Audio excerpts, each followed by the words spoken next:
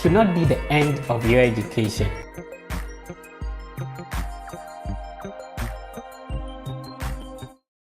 Because even if no a D7 or E8 in your high school results should not be the end of your education. This is because even if no institution is admitting you in your home country, you can apply with that same results to study abroad, and guess what, on a scholarship. If you're a high school graduate, a parent or a guardian of a high school graduate, the Fred Effect team is currently working on free applications for admission and scholarships for anyone with a high school qualification or a diploma qualification. And this is completely free. We are a team of dedicated individuals on a mission to empower millions through education abroad. If this is your first time on the channel, my name is Frederick. I had my bachelor's degree from the University of Cape Coast in Ghana, and I have 2 master's degrees from the United States. Based on the experience I've had through my study abroad journey and the opportunity for my team and I to assist thousands of people to their dream universities and programs, I decided to create this channel to inspire, guide, and empower you to achieve your goal of studying abroad. So if this is something you're interested in, then be part of the family by clicking on the subscribe button, hit on the notification bell so that anytime I upload a new video, you'll be the first to be notified and you can easily check it out. So we know that sometimes the application process can be stressful. So my team and I decided to take the burden off your shoulders if you're a high school or a diploma graduate. So if you want us to work on your application for free, we'll be happy to do that. These are the documents you will need. First, you should have a passport. We need 2 letters of recommendation.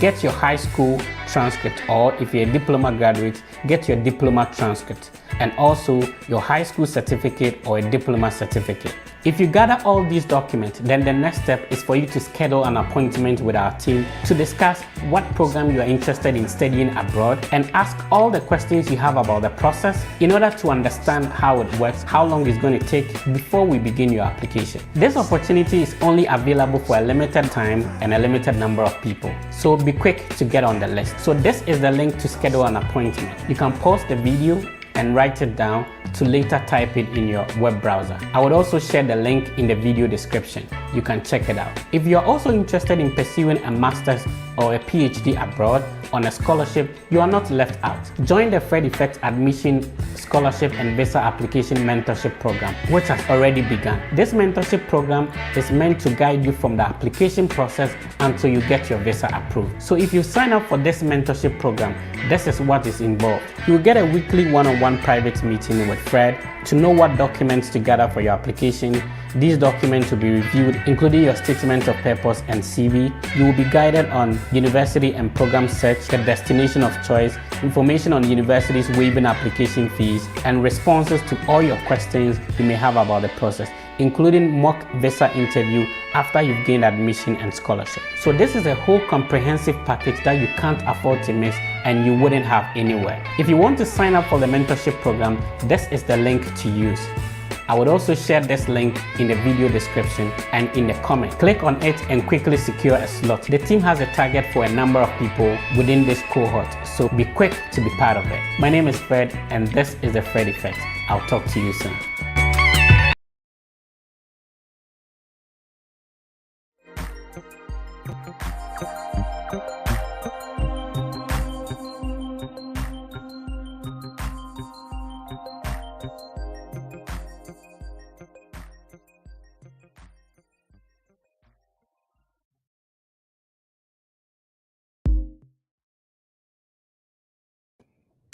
Hi everyone, thank you for tuning in. It's another Sunday and you're welcome to the Fred Effect YouTube channel. You're welcome to the Fred Effect Twitter handle and also the Fred Effect on TikTok. We are also live on Instagram as well as Facebook. So we are live on YouTube, Facebook, Twitter, Instagram, and TikTok at the same time. So you're welcome on board. This is the biggest study abroad content creation channel by an African. And so we over here we share ideas on and motivate you, guide you on how you can also go up, about your study abroad process. The process can sometimes be cumbersome, but we provide you the guidelines because we have been through, and then we've had opportunity to assist a lot of people who have also been successful through the process. So today we are talking about studying in Canada. And then I have my friend Sylvester who will be sharing his journey and also how you can also go about the process in terms of studying in Canada. We know there are new regulations on the Canadian study permit. We are going to break that down as well. So sit back, ask somebody to share, to type your, you can also type your questions in the comment, ask somebody, just message somebody that the Fred Effect is live. You have the opportunity to get your questions answered as well. So at the moment, my team is working on applications for free for individuals with high school and diploma who want to pursue a bachelor's degree in the US. The entire application process will be for free. All you need to do is to schedule a private one-on-one conversation. Let me know which country you're watching me from, what is the time at your destination, where you're watching us at the moment, your location, what is the time. You're watching us from Zambia, let us know. Watching us from Nigeria, let us know which country you're watching us from and what is the time at the moment. When you join, do us a favor, you have to share, type your questions in the chat as well. We'll be reading and responding to them. And also, share for somebody to watch this. If you click on the like button, then the Twitter handle or the Twitter or X or Facebook would recommend it to other people. We do this every Sunday at 17:30 GMT. And so we are going to be live next week as well. And it's going to be another episode. If you miss any of the previous episode, remember they are already on the Fred Effect Facebook page. If you go to YouTube too, you can find them there. They are very insightful. Listen to them. They are very motivating. It will inspire you to also, if you are yet to start your study abroad journey. And most of the questions you have about and the skepticism, the doubts you have about working on this process has been answered. So I'm going to bring my brother on, and then we'll start a conversation from there. So from time to time, we'll be reading and responding to your questions. Please, before you come on, try and like the live session. Share for somebody to also get on board, and also you type your questions in the chat. All right, so we are going to get started. Tell somebody to tell somebody that Fred Effect is on, and we are about to get started. So I have my brother with me, Sylvester, who is currently in Canada. So a little bit of introduction, Sylvester. Tell people who are watching you for the first time or will be listening to you for the first time, in which province are you in Canada at the moment? Okay. Good morning once again from Canada. At the moment, I am in Manitoba, the capital, that is Winnipeg. Yeah. Awesome. Let's talk about where you are from. Which country are you from? Which city? I mean, if somebody mentions Sylvester, where can we know you from? Okay. Sylvester is a Ghanaian, just like you, and I hail from Ho, that's the capital of Volta region. Right. Yeah. Awesome. So prior to relocating to Canada, what were you doing? What was your previous profession before moving to Canada? Okay. So before moving to Canada, I was a teacher with the Ghana Education Service, and I served for close to 8 years before moving to Okay. Canada. Yeah. So which school were you teaching? My first posting was at EP Central, KJB Akan, that is in the Oti region. Then I finally moved to Apenkwa Presby at Achimota in the Greater Accra region. Okay. So if the teachers in those schools are watching you right now, they know what name do they know you by?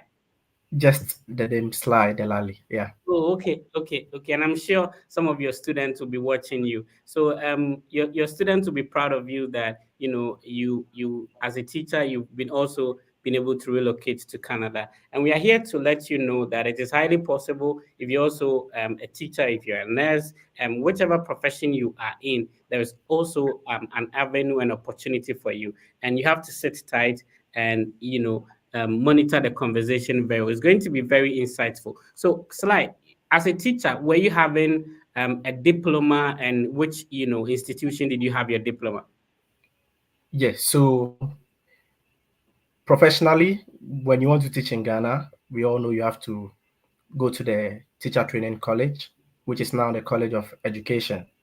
So I attended Jasikai College of Education in the Oti region of Ghana, specifically Jasikai. Oh, okay, okay. And so it was with your diploma, which is a 3-year diploma in education, or what specific field was it? Yes, so it was a diploma in basic education. Oh, okay. And Yeah, so with your diploma in basic education, you started teaching, and now you were able to relocate, to come and further your education, right? exactly. Awesome. So, what was your highest academic qualification prior to relocating? Okay, so I have a degree now, but the good news is that after my graduation, which was just last year, December 17th, the following week, then I flew here to Canada. Okay, so which means that you use your 3-year diploma in education to apply for admission and scholarship. Exactly. That is together with my WAEC results. Okay, okay, okay. So if somebody is watching you now who is also a teacher, wants to study in Canada, what would be your advice to that person? My advice to that person who has same qualification as mine is that there are a couple of schools that will accept them and give them something small as an entrance scholarship at the undergraduate level. But if you have the first degree, I would advise every colleague of mine to come in for a master's program because though we've been saying there is little or less funding in Canada, I still believe when you search widely, you'll get one. Great. So if you wanting to use your diploma to apply for a bachelor's degree, what document did you start with? What document did you put together? Okay. So the documents were school specific, but generally, I would say you need your diploma transcript. That is, it can be official or the unofficial. Even when you take it from the school, you will see it to be official. But once you are submitting it, it becomes unofficial. And some schools accept the unofficial for preliminary decision. When they are done, then you submit the official.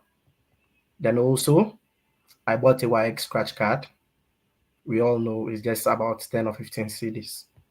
Then my school requested for an academic CV, though it was an undergraduate program. The reason was simple. They assumed I was out of school for a long time. So I had to carve my CV to explain why the gap. And fortunately for me, it wasn't a gap, but I was practicing professionally as a teacher. Then also, because of the program I was applying into and the school, they requested for a statement of intent or statement of purpose. That is for one of the schools, which is Mount Allison University in New Brunswick. But for University of how do we call this school? It's also New Brunswick. Yeah, University of New Brunswick. Okay. With that one, just my diploma transcript, my WASI results, my WAEC scratch card, and they requested for the official transcript later on. So I had to ask. My school is affiliated to UCC, University of Cape Coast. Mm-hmm. So UCC had to send my official transcript to them directly before an admission decision was made. So Okay. basically, these were the documents that I used in my application.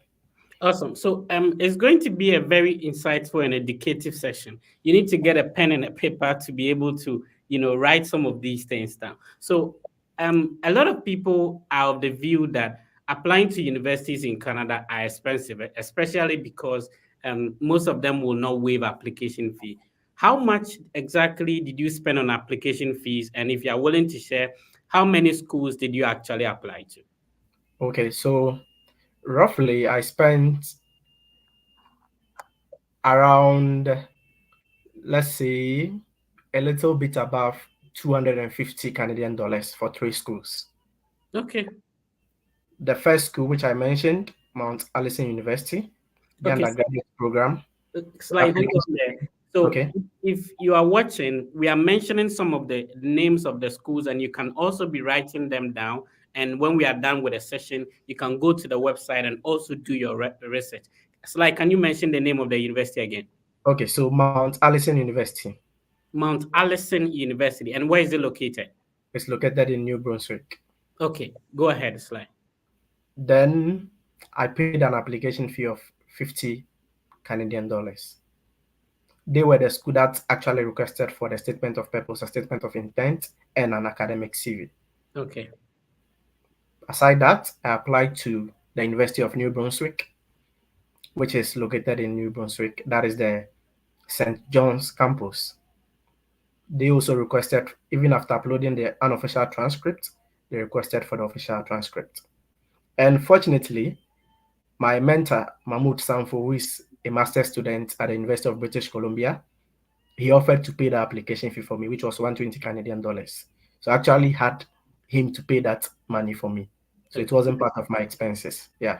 May Allah bless him. And it's good to create this human connection, especially if you have some friends who have also traveled. The sky is big. We can all fly. So, create some of these connections with some of your colleagues, who have also traveled outside. And sometimes they're able to come in to help you just like you did. So God bless him for that. So a lot of people are interested in, if I want to study in Canada, how much would I have to have saved down, or how much money would I invest in? I mean, this would definitely be, relative.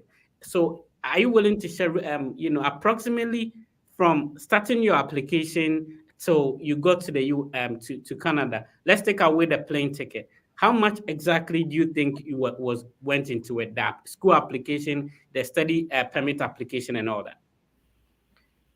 I would say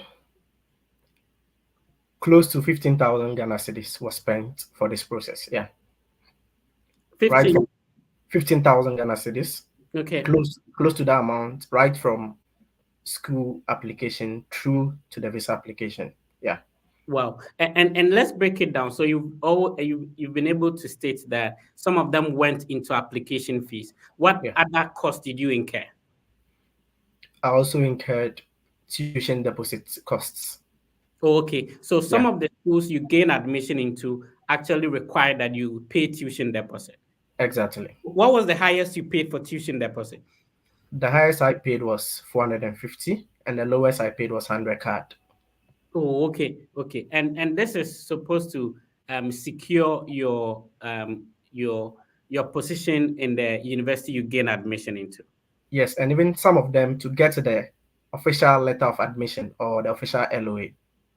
Okay, great, guys. I'm talking here with my brother, Sylvester. Sylvester had a diploma in Ghana, was teaching for 8 solid years. That's a lot of teaching experience. And then he applied for a bachelor's degree to study in Canada. And then he's sharing his experience. The whole idea is to be able to inspire and motivate you if you want to go about your study abroad process in the same route, you have the opportunity to know from people who have gone through that would guide you on how you should also go about yours. Of course, if you're watching us live on YouTube, you can send in your questions. I'll be happy to read them so that we'll be responding to them as well. As time goes on, I'll share the link to the StreamYard on the social media platform so that you can join us live in the studio and then you interact with Sylvester and ask all your questions. Today, our focus is on Canada. So we are focusing on how you can work on your study abroad process to study in Canada.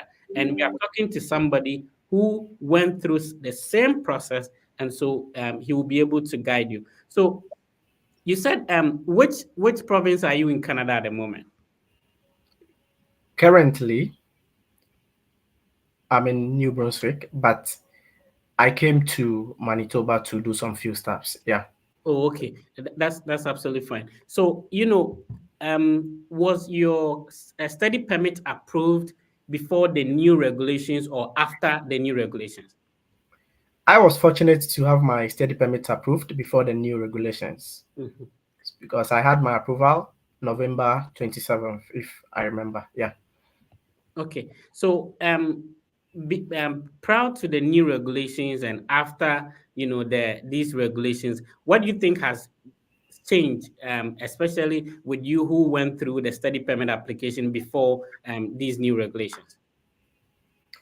So, with the new regulations, I would say it's nothing much, though there are some negatives.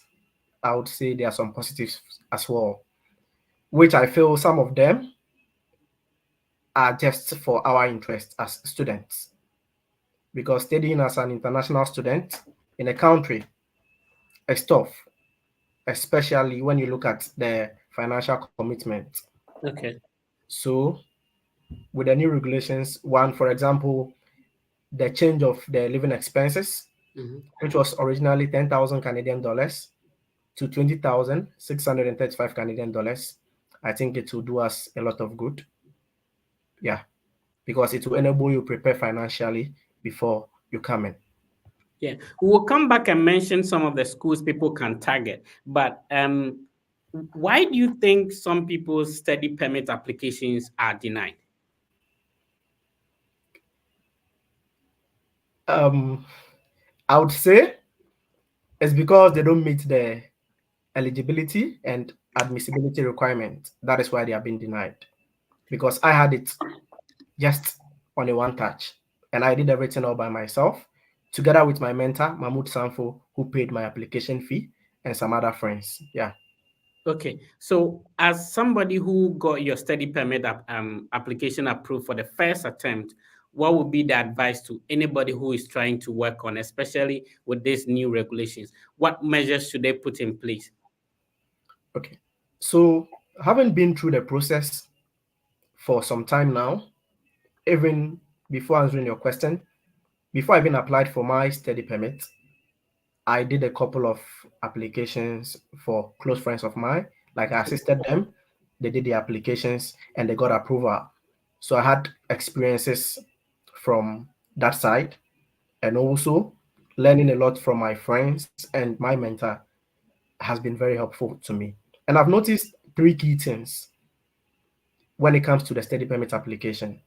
Once those three key things are solid, I don't think any visa officer is going to deny your application unless maybe your family members are following you. That's just on the lighter note, yeah.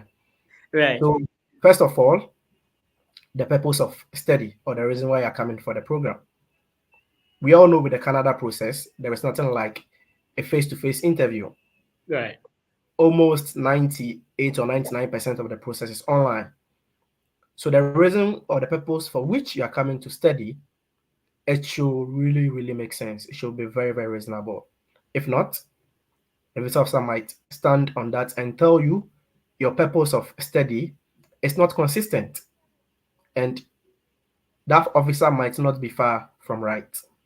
So once your purpose of study makes sense, it's reasonable, it's tied to you gaining the knowledge and skills and coming back to help in the development of your community, your home country, and your personal development, I feel you would get it.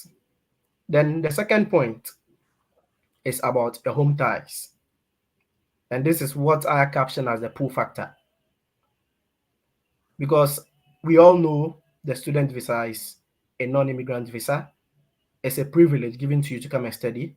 And when you are done, you return to contribute whatever you've studied to your home country. So what are some of the pull factors that are going to bring you back after your studies? And those pull factors should be very, very strong. Sometimes when we mention home ties, people feel it's all about properties, but that is not the case. Because I know a couple of people who had no properties, but their home ties were very strong and they got their visa approved. Then the almighty cause of various denials is the proof of funds. When the visa officer feels that your funds are insufficient, you can also get denied. And sometimes it's not that your funds are insufficient, but because you are using, let's say, a sponsor, a third party, an uncle or an auntie. So sometimes the visa officer wants to know the relationship you have with that person before that person will commit, let's say, 30,000 Canadian dollars, 40, 50 for your studies. He or she wants to know that kind of relationship that you have with that sponsor. And it's not just by writing, but going beyond that and proving with what? Documentations, if possible. Awesome. So Yeah. you are still live here on the TFE YouTube channel, Facebook page. We are live on X and Instagram as well. We're also live on TikTok. Please type your questions in the chat. Let us know which country you're watching us from. It would be great if you tell us the time at your end. At my end is 12:54 p.m. Sylvester, what's the time at your end?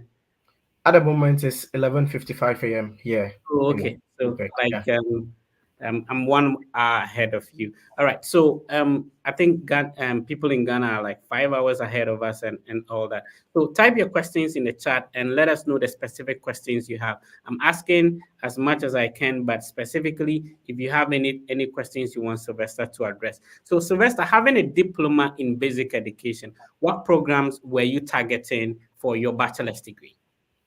Okay. So back in Ghana, I was a teacher of ICT and English language. Mhm. So I said, okay, why don't I pursue something IT related? Okay. So though I had a diploma in basic education, with the college system in Ghana, when you are done, you are open to teach numerous subjects, about 7 or 8 subjects, especially if you've not specialized in some of these specialized colleges. So since I was teaching ICT, I decided to come in for a computer science program. Great, great, great. So, in terms of the total cost of attendance, how much was the total cost that the program that you opted for in terms of computer science? How much was it? So my 1 year tuition was a little bit above 20,000 Canadian dollars. Oh, okay. Then Yeah, that is super awesome. And what is the name of this university if you want to share? Mount Allison University. Okay, so if you're watching, you can also check out Mount Allison University. A lot of people are concerned and especially with the new regulation. As a student, can you be working in Canada and schooling at the same time? Yes, that has been in existence, and the new regulations hasn't taken that off. When you go to the official Canadian government website, that is canada.ca, and you look at regulations for students, one of them is that you can work provided your study permit conditions states so. And as an international student, off campus, you can work 20 hours per week. But that policy has been extended to more than 20 hours per week, and it ends this April. As to whether it will be extended or it will be reviewed, we can't tell until the time is due. But when you're working on campus, you are allowed to work unlimited hours on campus.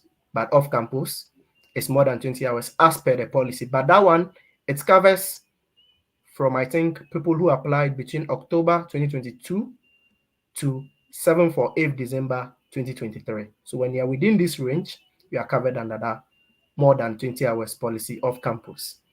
But if it's after this, then you are covered with 20 hours per week off campus, but still unlimited on campus. But remember, the conditions of your study permit should state that you may accept on or off campus jobs. So if if the conditions of your study permit doesn't say that, there is a way which you can actually ask for an amendment provided you are eligible. Right. So a lot of information being provided by my brother Sylvester. Today we are talking about studying in Canada. Join us with your questions. Let us know which country you're watching us from and the time at your end. Whatever questions you have about studying in Canada, today that's our focus. Do us a favor by sharing. If you click on the like button, I really appreciate that. And also type your questions in the comments. Let's talk about did you travel with your family, and those who are watching us who have kids who have partners and they want to travel with them, what would be your advice to anybody like that? I didn't travel with my family, but I have a couple of friends who traveled with their family. Yeah. So with that, I would say with Canada, it's possible. First, it was possible for all levels, but in the coming weeks, which we don't know, it might be impossible for all levels except master's and PhD students and some professional degree awarding programs. So on that aspect, it is still not clear. That is the open work permit for spouses. But if you want to come in normally with your family, on let's say your family will come in with a visitor's visa, that one is still allowed. Yeah. Great. So if you want to travel with your family, it's highly possible. So once your spouse has gotten an admission and is working on the study permit. So in terms of Let me, let adding, me, let me make an addition to that. okay, But when someone wants to travel with his or her family from the onset, I would say you would have to really weigh that option very well, especially if you don't know how the environment here looks like and if you don't have much funds. Because it's very depressing when you come here and you realize that, oh, the Canada we are talking about is not what people portray on social media. There is more to Canada behind the scenes than as we see on social media. So before you come here together with your family, I advise that you really, really do a lot of research and have good financial muscle or background. If not, you regret it. But once you come here alone and you settle in and you are allowed, you can bring in your family anytime at all, provided you've started schooling. Yeah. right. So in terms of switching after your studies, so how is it like when you finish with your studies? Are you forced to come back to your home country? Are you able to get work in terms of residency? How is it like? Okay, so I would say it's possible to switch after school. And I believe it's one of the reasons why a lot of us or prospective applicants are choosing the Canada over US, even though US is the king of funding of scholarships, as we all know. Why? Because there is no direct pathway when you look at the US as compared to Canada. Right. With Canada, after school, depending on your program, you can get either a 1 year postgraduate work permit or a 3 year postgraduate work permit. And within that period, when you meet the qualifications or the requirements, you can transition to what we call the permanent residency, PR. And after living in Canada for 1,095 days within a space of 5 years as a PR holder, you can apply for your citizenship. Yeah.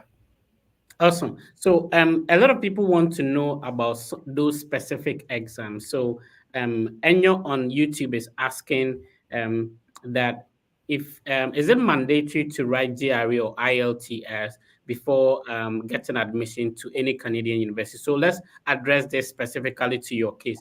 Did you write a TOEFL or IELTS? I didn't need any of those. Okay. How And I have about a couple of friends who got in even fully funded scholarships. They didn't need any of those requirements before coming in here. Yeah, how about SAT or ACT? Did you write that as well? no place. Okay, so you don't need an SAT, you don't need a TOEFL, IELTS, and so in terms of English proficiency requirement, how did you get them to waive that for you?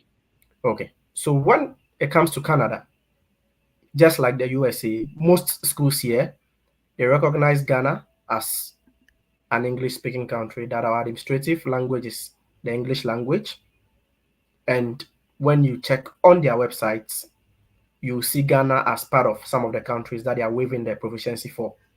Or sometimes when you've done a coursework or an academic work in English language for maybe 1 year, 2 year, or 3 years, that is also waived for you. So in my case, I was exempted because of the country I come from. And there are several schools that don't require the proficiency. At first, when I had no knowledge about the Canadian process, I also thought the IELTS or the English test score was something important to write before gaining admission, but I've realized that it is not. You only need that when you want to apply for your PR, and your PR pathway requires that. Yeah. All right. So Jimmy on Facebook is also asking for undergraduate studies, can I apply with SAT test scores to Canada or colleges? So imagine, let's assume that somebody has already written the SAT.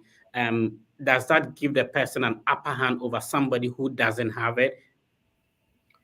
Yeah, I would say yes, but just that the schools might not be numerous, because I think I've seen a couple of schools that will say when you submit the SAT, you are eligible to get some form of funding for undergraduates. We all know the SAT basically is for people coming in for undergraduate studies.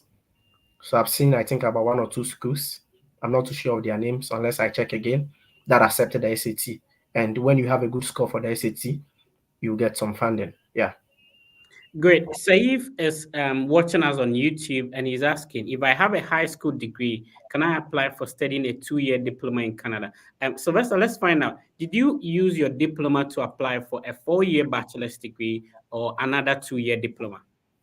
So I applied for two bachelor's degree and I think a 2 year diploma. Yeah. Okay. So how do you respond to Saif's question? If you have a high school degree, can you apply for a 2 year diploma in Canada? Yes, you can. But having a high school degree alone is not enough. It depends on the grades as well.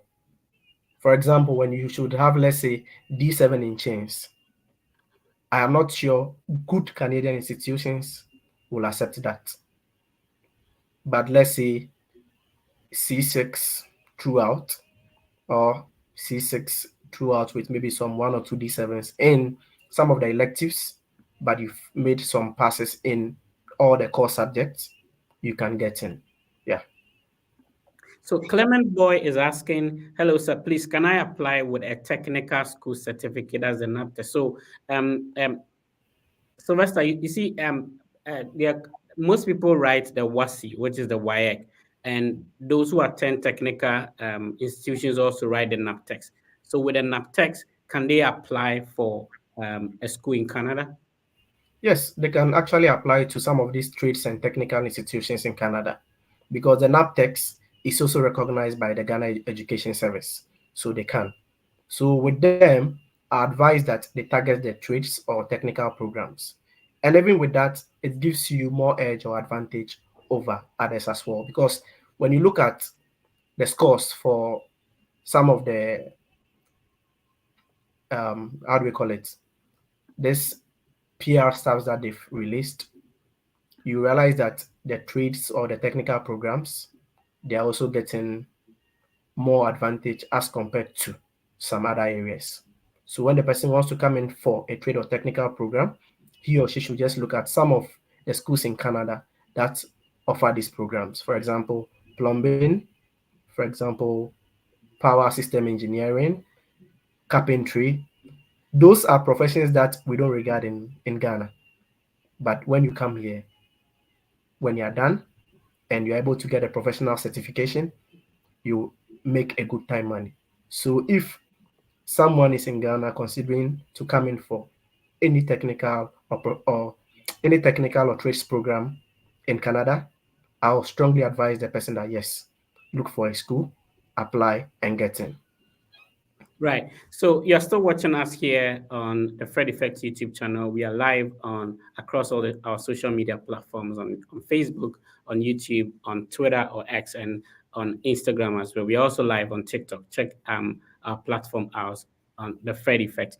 So if you want to interact with Sly, you can actually put in the request and make sure your video is on, and then I'll bring you on board, and then you can ask your questions. You can also type your questions in the chat. So I'll be reading them, and then we'll be responding to them as time goes on. So you can actually get in touch with Sly. Sly's on Twitter. It's Sylvester Delali. So this is how you can get in touch with Sly. Sly, can people send you a private message on Twitter? Yes, so actually, I've not restricted my DM. So once you send me a private message and I am free, I'll attend to all private messages. Yeah. Okay. Though it might take some time, but I'll just urge them to be patient because there are a lot of people that I am attending to. Yeah. Right. So Sly is on Twitter or X as Sylvester Delali. If you want to get in touch with him, please go to Twitter and then also follow his Twitter handle. He actually posts a lot of insightful content on Twitter. So please follow Sylvester Delali on Twitter, and then you get to interact with him as well. So moving on, I'm going to bring other people on board who want to ask you questions. And remember that today we are restricting our questions to studying in Canada. So our questions are specifically there, days that we do studying in different countries, USA and all that. So, but today we are restricting it to studying in Canada. So let's see if Intim can ask your question. Hi, Intim, can you hear me? Intim, you're on. Can you please hear me? Okay, I don't think Intim is active. Let's see if we can bring Elom on. Elom, can you? I don't know if Elom can hear me, but Elom, how you doing? I'm fine. Okay, Hello, Elom, Sylvester. Yes, hello. How are go you? ahead with your question, Elom. Okay, I want to ask. I have I just completed SHS, right? So can I also apply with my um WASI results? Is it possible? Oh, yeah, hello. As I said earlier, the reason why I even brought in my diploma was because I had a diploma. But actually, getting into undergraduate schools, let's say a bachelor's or a diploma program in Canada, you just require a good WASI results and just the YX scratch card. You create an account, get your application fee, and put in your application. So yes, with your WASI results, you can come and study in Canada. There's no problem with that. Okay, I think Elom, go ahead. You have another question. So with the WASI results, is it restricted? Maybe they want from A to. Do they have cutoff points? That's what I want to know. Yes, definitely. Every school has a cutoff point. But one good thing I've also noticed about them is that if the WASI results is not too bad, you can still enter a program like something which is a pre-university program, whereby they'll allow you to take courses related to what you want to do for the first year. Then after the first year, you can transition into the main program you want to do, and you do that for the remaining 3 years. So, for example, in Ghana, we have core subjects, that is the English, the science, and the maths. At least these three, when you're able to get, let's say, a minimum of C6 in each of them, or even two of them C6 and one D7, and your electives to some 2 or 3 passes, you can still get in, depending on the school in question. Though not all schools might accept that, but I know there are a couple of schools that accept that. All right, thank you, Elam, for joining in. You can also request to join. I posted the link. The link is actually rolling on the screen. I posted a link on my YouTube channel, on Twitter, and also on Facebook. You can join in. So I have Philemon. I don't know if Philemon is ready. Hi, Philemon. How are you doing? You have to unmute yourself, and you can ask your question, sir. Philemon, how are you doing? I'm doing good. I'm Where doing are you good. joining us from? From India. Currently, I'm in India. Okay, go ahead. Okay. I wanted I wanted to ask Sylvester.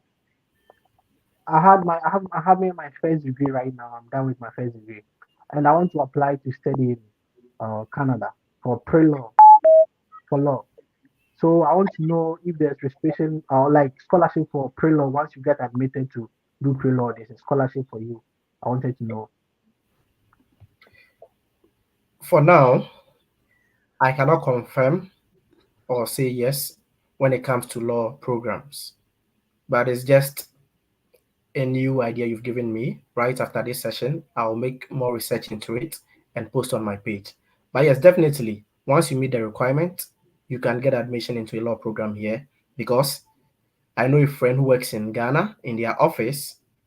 One of their lawyers actually studied in Canada. He pursued a law program in Canada here. So yes, once you meet the requirement, I can get the name of the school for you. I'll post on my platform. Then you go and check out the requirements. Yeah, Thank you. Thank you very much. you're welcome. Great. So Philemon, you can definitely check out Sylvester's Twitter handle. I shared it. I can share it again. Okay. So this is to Sylvester's handle on Twitter, Sylvester Delali. And of course, in terms of law, there are a couple of universities in the US you can check out. You can check out University of Nebraska at Lincoln. You can also check out University of Pittsburgh in Pennsylvania as well. Nice. Thank you for joining us. So you can also put in the request, and then I would approve it. You join us. Make sure that you put your video on, and then I would approve it. Without your video being on, I cannot approve that. So Nana, if you're ready, let's hear you. Nana, you have to unmute yourself and then ask your question. Yeah. Good evening, bosses. Yeah, please go ahead, sir. Okay, so I wanted to ask a question with regards to Canada application. I know some schools require a WES evaluation first before like application can be done. So I wanted to know if after will WES send your transcripts and evaluated documents to the school, or you would have to create a profile at the school's application site, pay the application fee before that can be done. So that's what I wanted to ask. Oh, okay. Thanks for your question. So with WES, as you all know, they evaluate your transcript to meet an international standard. So when you pay and you ask your school in Ghana to send your transcript to them, after they are done, you would have to provide WES with the details of the school you want to send your transcripts to. You pay, I think, an extra fee, which is a little bit less, and they'll send it directly to the school. When they are done too, you can have a copy. But officially, WES will send it directly from their side to the school in Canada that you want to apply to. But then, even if it's just for school application for now, I will say you don't need that, because there are a lot of schools that don't need you to evaluate your transcript as compared to the US before you put in an application in Canada. If you don't mind, I can give you about 5 schools that don't require WES for you to submit your application. Okay. So I wanted to know, let's say with that aside, I tried applying to a school, but with the transcript, where you input the transcript, I think they've written transcript request. It seems I'm not able to. So I wanted to know if after paying the application fee, like reviewing and submitting it, paying the application fee, afterwards that I have the portal, will I be allowed to upload my transcripts or something like that? That's what I wanted to know. Yeah, so for a couple of Canada schools, once you pay the application fee, you are given the opportunity to upload the unofficial transcript there. That is how some of them do it. But there are some schools too, you can upload it directly before even paying the application fee. But with some, after you pay the application fee, they'll now grant you access to upload the transcript. For example, when it comes to University of Saskatchewan, yeah, I know they do that for, I think, the undergraduate program. After you pay, before they'll give you the opportunity to upload your documents and some other Okay. schools. But for example, with University of Manitoba, you can apply directly and upload everything. After you are done and you submit, then you pay the application fee. So it all depends on you. Okay, Nana, thank you for joining us. So we have Francis here. Francis, how are you doing? Please, I'm good, and you? Okay, please go ahead with your question, sir. Okay, I'm calling from Ghana. I'm in Central Region to be precise. Like, I have a diploma in general nursing, and I want to further. I want to do Bachelor of Science in Nursing. So I wanted to ask my brother if in Canada you can get school like where you can get scholarship and then study that Bachelor of Nursing. Okay, so before Sylvester comes in, recently I shared a University of Saskatchewan, their Bachelor of Science in Nursing program. The application fee is $90, but at the moment they are waiving the application fee, so you can check that out. Sylvester, please go ahead with answering his question. Okay, so for getting funding or scholarships for undergraduate programs in Canada, it's a little bit tough. Even if you're going to get something, it will just be something minimum, as which will be captioned as an entrance scholarship. But once you're in the program, you start the program and you are doing well, there are avenues for you to apply for some external grants. For example, as my brother mentioned, University of Saskatchewan, there's a lady there currently pursuing her program in nursing. She has been in the program for more than a year now, and she has gotten some grants because she qualifies, looking at her academic performance. So from the beginning, I would say it's a little bit tough, but once you get in and you're doing well, there are avenues for such funding or grants for you to apply. So that is what I can say about that. Yeah. Great. Saif, let me know if you can hear me. Yes, I can hear you. Where are you joining us from? I'm asking from Egypt. I'm Egyptian. Great. Which part of Egypt, though? Alexandria. Okay, great. Go ahead with your question, sir. I have a couple of questions. I was preparing for my IELTS for a couple 1 year now, and I am studying shipbuilding or ship construction now. And I had been searching for university or community college to study shipbuilding in Canada, and I had what was the name? And I don't know where can I found it. How can I study shipbuilding in Canada? All the university can I found it is only about business or marketing, law schools. I can found the vocational school in Canada can I study on it. Okay. So say if for shipbuilding, I've also not come across any school that offers such programs. Yes. But then I'll also say that don't focus on only shipbuilding, because when you look at shipbuilding, there are various dynamics to it. For example, something related to engineering, something related to project management. Because when you want to focus on only the shipbuilding, at the end of the day, you might end up not getting any program. But look at some of the related programs that you can get, which is in line with the shipbuilding, so that you apply for such programs and come here. Okay. So And don't focus on only the shipbuilding, but look at other related programs which you can get in easily.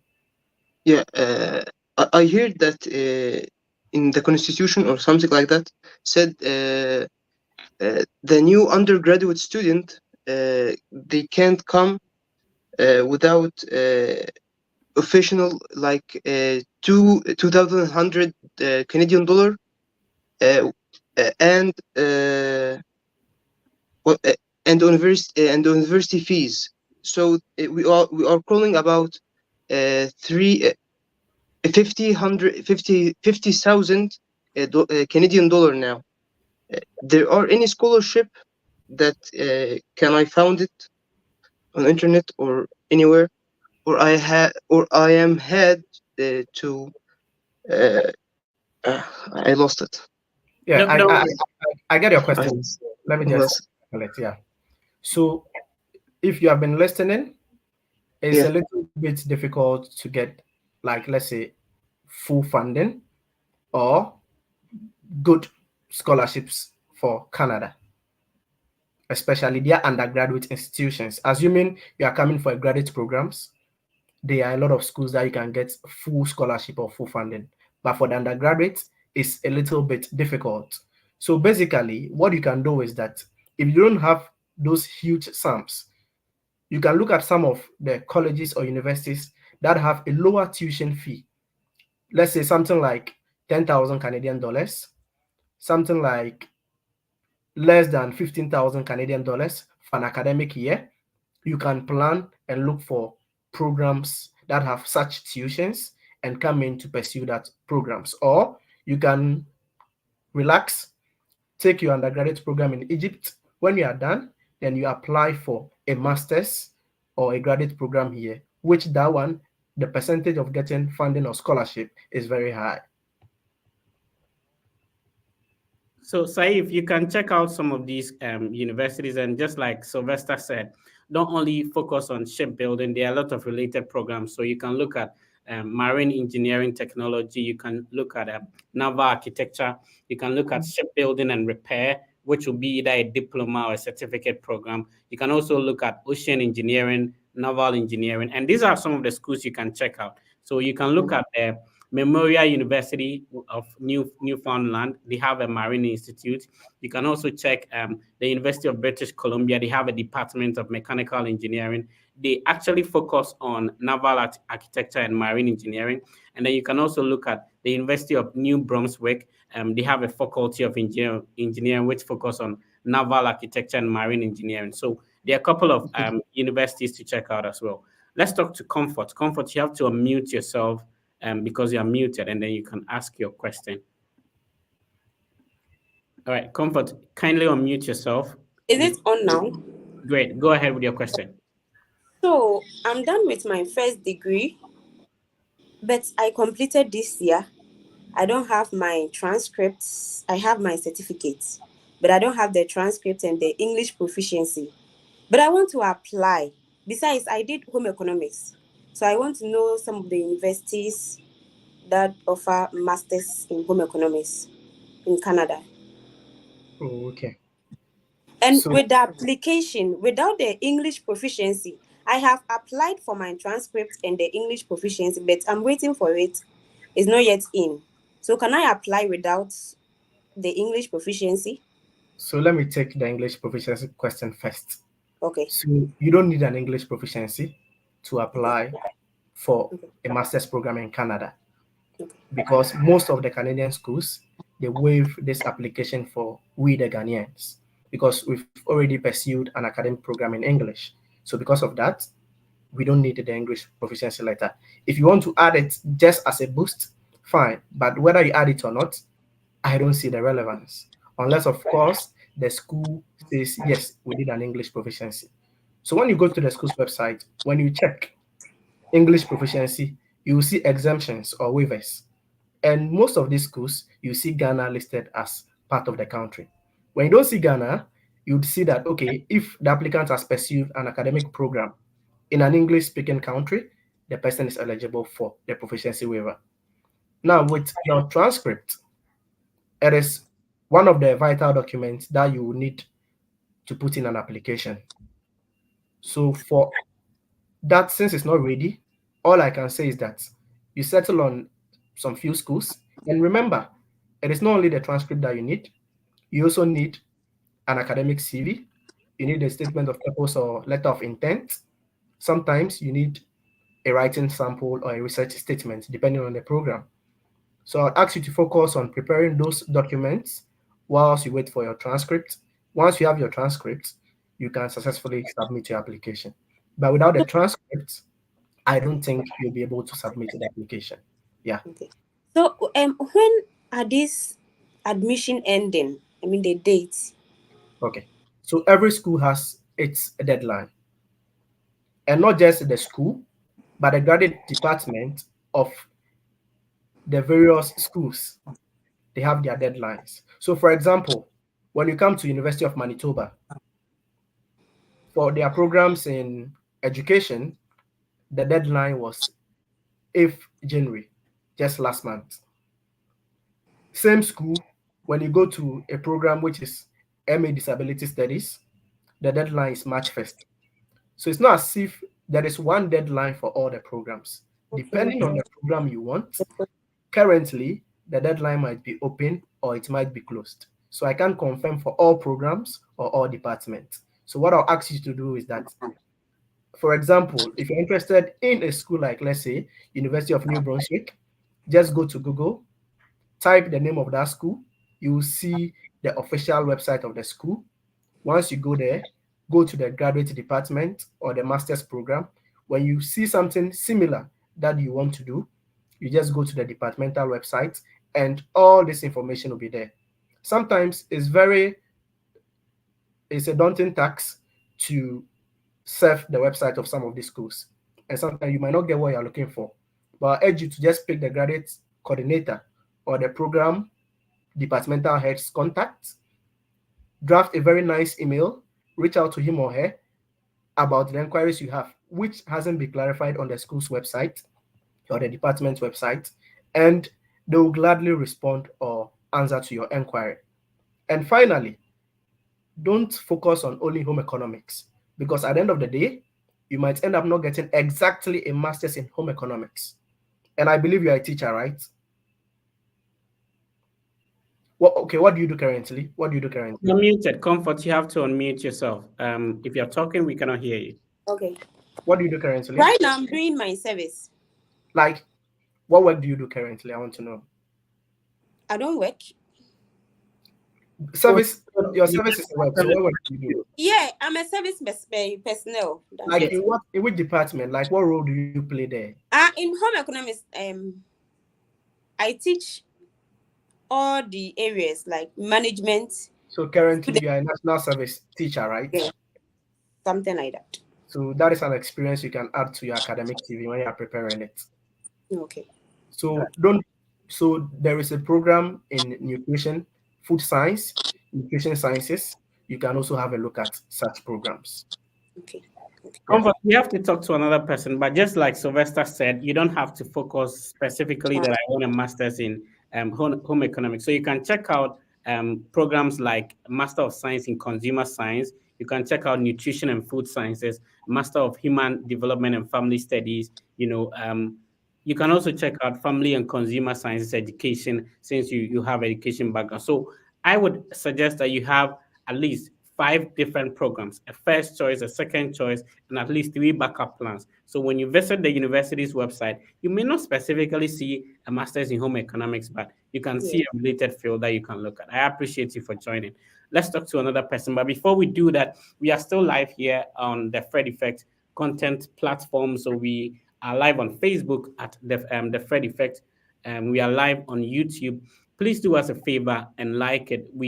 And also share so that other people can benefit from the ideas and information we are sharing here. These are practical experiences of a brother who is teaching in Canada, in Ghana, and now had the opportunity to move. So we are discussing how he did it and how you can also do it.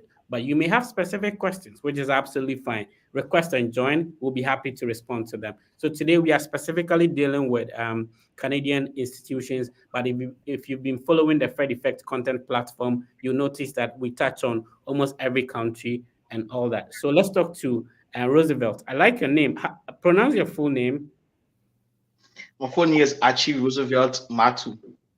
Okay, go ahead. Which country are you talking to us from? I'm from Liberia, West Africa. Okay. And as we all know, is an English-speaking country. But basically, I just want to firstly say thank you for the show, and likewise your guest, Sylvester. I think he has detailed some information that the public needs to know. However, Sylvester, as for me, I am a graduate, bachelor degree holder, and with a CGPA of 3.76, and I did public administration. But then I have been trying to gain admission in Canadian university master's level, and basically in the program of health administration. But what happens, like you have just said when you're referring to, I think, comfort, at times when you apply, there are some stringent measures, there are some requirements, and it just eat up your time. And the final analysis, you won't be able to meet those requirements. So I would like to know, are you open up to helping, like serving as maybe a corporate agent to at least assist anyone like me in the process, because I really want to start my master's program, and especially in that field or any other field of administration. So are you open to like helping in the process, like having a sit in with me like we are doing now, so that you can train me through the process, like you have first-hand information on all of those proceedings. So that's my concern, brother. Okay. So, Roosevelt, thank you very much for your inquiry. So, first of all, let me just put out this disclaimer. I am not a registered Canadian immigration consultant, but I've been through the process with the help of some mentors in Canada. And that is why I am able to come here to share my experiences. And as Mr. Fred said earlier, I have been attending to a couple of people freely. So when you want us to have a discussion, he has shared my Twitter page or my X page. You just send me a message, I'll get in touch and we'll take it from there. But also, looking at your background, since you have, I think you said public administration, if I get it right, why don't you look for an MPA, Masters in Public Administration program? Now, you can look at the University of Regina. You can look at Western Ontario University in London, which is in Ontario. You can also look at the University of Manitoba. You can look at University of Saskatchewan, the University of Regina. So when you come in and maybe you are done with the MPA, or when you come in and you don't want to do the MPA, you can actually switch your program to something health related, because sometimes some of these graduate programs in health will require you to have a prior health experience. And if you don't have a work experience related to health, it becomes difficult. Or still, if you are insisting to enter into a graduate program which is health related, then I advise you start from the scratch.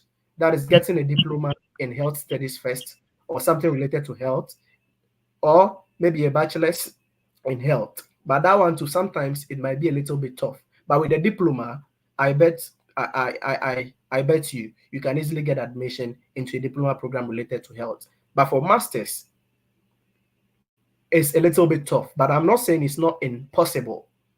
Sometimes too, you would have to email the program coordinators or the departmental coordinators and talk to them, express your interest in the program, which we call cold emailing. You tell them what you've done in the related field you want to come into and your motivation as to why you want to pursue this program, though you don't have that particular qualification. You can branch, there is no problem with that. So once you get a positive response, then your statement of intent or your statement of purpose for the school application should be very, very solid, because you don't have a qualification in that area. But since the program coordinator has looked at your profile and has given you a thumbs up that you can enter into their program, then that means your SOP, your recommendation letters should be very, very strong. And when you get those things and you also meet the GPA cutoff point, I beg to differ, you will be admitted. That is my advice for you. We will move on to Felix, but before Felix comes in, let's get some questions answered. Let's read some questions, and then if you're brought on board, kindly do me a favor, mute your microphone so that when your time is up, you can speak. So Felix will go next, but before Felix, um, somebody's asking on YouTube, just a quick one to are there fully funded online scholarships for international students, example, postgraduate courses in international relations? So, Delade, can people get a scholarship for an online program? For US, I know that there are a couple of them, but for Canada, I cannot say whether they are fully funded programs for online or they are not. But I can give a school's name, which the person can go and check. They don't have what he wants directly, but they have something related, which is conflict and peace studies. And that program has great funding at the University of Manitoba. So he can check that out. And it's not online, it's on campus. Okay. So he can look at that and apply. And I'll prefer he comes in here physically to study rather than doing something online. That is my thoughts. Yeah. Akosia says, our boss lie, we are watching you from Ghana. All right, thank you, Akosia. So we move on to Felix, and then Felix, please unmute yourself. Go ahead with your question, sir. All right, thank you. I just want to acknowledge Fred and Sly. I mean, I was in the US last year, and I'm in Canada now because of because of Fred. I don't know if you recall me. Yeah. I just wanted. I've been watching it, and I decided to just come on to just acknowledge you guys. You are doing a great job. I'll give the opportunity for others to, ask their questions. All right, thank you. God bless you. Thank you for coming on. Let's talk to Emmanuel. Emmanuel, please go ahead with your question, sir. Thank you, Fred. I think I'm also one of your followers. I've been chatting you for some time now. Okay, so it's about those with diploma from Ghana, the nursing trainees. How are they going to go about it? Should they focus, let's say if someone has a diploma in midwifery, is it only midwifery or nursing that the person can do? Or he or she can switch? Okay. So you want to switch to what field, please, if I may ask? Let's say within the health field, health assistant, practical nursing, something like that. Once it's health related, you don't have a problem. You just check out the requirements. When you fit in, you can switch. So for example, there is a college in Alberta, Kayano College. Kayano College, they have the practical nursing program.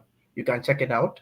And their tuition deposit is 750 Canadian dollars. When you're admitted, you pay that as a deposit to secure your seat, and they'll give you the LOA so that you can proceed with the visa application. You can also look at the University of Manitoba. They have a very, very nice nursing program, which you can also apply. It's an advanced entry program. So they require, I think, 25 credits of university level program or college level program before you can gain entry. So once you have a diploma, I'll urge you to have a thorough discussion with the program coordinator and ask if you qualify. Once he or she says yes, you put in your application and get into the nursing program. Nursing is not bad here at all. So I would say don't move from the health field. Continue to pursue something related to health once you are here in Canada, and you'll never regret it. Yeah. Okay. All right, so let's talk to another person. But before that, let's respond to Chris Larry on YouTube. He says that, please, I'm studying diploma in IT and I'm in my final year, but I have a high school certificate. Which one is better to apply with? For computer science, is it with a high school qualification, or he should complete the diploma? Sylvester. I advise him to complete the diploma and apply with both so that his chances will be great. Great. And also, there are a lot of people applying to Canada of late. So now you should just make your case stand out. Among the hundreds of students that are applying, what is going to make you exceptional to stand out? So once he's doing a diploma, I'll urge him to be patient. Canada is here forever, and I've seen on social media, oh, they've stopped issuing study permits, they've done this, they've done that. Please, those are false information. There is nothing like they've stopped issuing study permits. It is only a cap, and the cap even doesn't affect people who are coming for masters and PhD. And I believe among the 300,000 plus visas they'll be giving, you should be fortunate to get your approval, because I have a couple of about more than 10 friends who have gotten their visas approved this year. And the funny thing is, it is not even a master's or PhD program. Some of them are coming for bachelor's, some of them are coming for the post-secondary diplomas. So I urge him to take his time. Once he finished with the diploma, then he'll put the diploma and the WASI together to put in his application. Yeah. Great. So we'll move on to China, Didon. But before we go to China, and we have to all understand that there's always going to be a challenge. So there is nobody who have gotten the opportunity to go through the entire process who never faced any challenge or it was a smooth ride. If people are starting to tell you their stories, how they went through the processes before getting here. Personally, I was a national service personnel in Bole Bamboy before starting the application. Financially, it was challenging, but we're able to push through. So at any point in time, there will be a challenge, but that makes you who you are. If challenges stop coming, then we cease to be human beings. So there's always going to be a challenge, but we need to still push through so that at the end of the day, if you get to achieve your dream, you'll be super proud of yourself that you did. Let's talk to China Didon. China, how are you doing? China, you have to unmute yourself because you're muted, sir. Please unmute yourself, sir. Okay. We are waiting for China to unmute himself. So we talk to Coleman. Coleman, okay, China is okay now. Can you hear me, sir? Yeah. Can you hear me? Yeah, we can hear you, sir. Go ahead. Okay. Thank you, Mr. Fred. I'm so much happy to be part of this program. Seriously, may God bless you for all you have been doing. Thank you for bringing this, our brother. One of my questions here is I want to know the deposit to the school after getting the admission. I want to know the deposit. And the second one, please, I have a master's degree. Someone that have master's degree, can the person apply diploma program? And the third one, please, I want to know whether visiting visa, I want to see if I can, is it available for someone that has master's? Okay, China, let's take the questions one at a time. All right, so Slide, do you remember the first one? Yeah, I do. Okay. So let me put this out clear. Paying a tuition deposit is not a requirement to get your visa approved, because tuition deposit is tied to IRCC. Sorry, it's tied to the school and not IRCC. Even there was a ruling where one of the international students won the case that it is not compulsory for students to pay their fees before they get their visa approved. But you should know that every school has its regulations. So there are schools that when you get into, you wouldn't pay any deposit. They just give you the official admission letter. You put in your visa application. When you have gotten your visa approved, when it's about, let's say, a week to your start date, or after 1 week or 2 weeks after your start date, then you now pay your fees. So paying a deposit to the school is not a mandatory requirement unless the school says that, yes, when you gain admission, you would have to pay this money before you are given the official admission letter. So Okay. with the deposit, please, it's not something that is there that, like, compulsorily you have to pay a deposit. It depends on the school you're applying to. So also when you're applying, you can check that out. There are schools that when you apply to, you don't have to pay anything before you are given the official letter of admission. You proceed and apply for the visa. When you get here, then you pay your fees. Also, there are schools that you pay even huge deposits as high as 7,000 or 8,000 Canadian dollars before they give you the offer of admission letter. So the offer of admission or the letter of acceptance. So let's take note of that. Okay. Your next question, please. So definitely the tuition deposit will definitely differ according to the university you're applying to. So they are not the same. Sylvester, would you be comfortable sharing how much tuition deposit you paid? So I paid a deposit of 450 Canadian dollars. Okay, and which university was this? That is Mount Allison University. Great. So China, that question is answered. I think China had a second question. So that's why I wanted us to take it one after the other, because if you ask all of them together, we forget. So Delala, you remember the second question? No, so you should kindly ask again, please. Okay, so China, please unmute yourself and go ahead with the second question. Okay, you're still muted. You have to unmute yourself, sir. Okay, China is having a challenge doing that. All right. Okay. I think. Yeah, go ahead. Can you hear me now? Yeah, we can hear you. Yes, because of someone that has a master's degree in public health. What do you advise to say with the person come and apply? Can I apply for second master's degree in another program or PhD? Because Okay. I find it difficult that I discovered that to secure a PhD fully funded scholarship is very difficult. To reach out to a potential supervisor, it's one of the challenge. Last year, I was able to have a 2 to 3 interview with them. About 2 told me that they don't have fund. One, I was unable to connect with the person because of network. So I don't know. That is why I wanted to see if I can come over there and take a master's degree, because I discovered that to get a PhD is one of the difficult problem we usually encountered. All Yeah. right. Let's go ahead to respond to that. There's no problem at all. You can come in for another master's degree, but I advise that it shouldn't be the same field that you already have. Sorry, it shouldn't be the same program. So, for example, if you have a master's degree in health, you can look at a specific field of health. So that is what we call a specialization.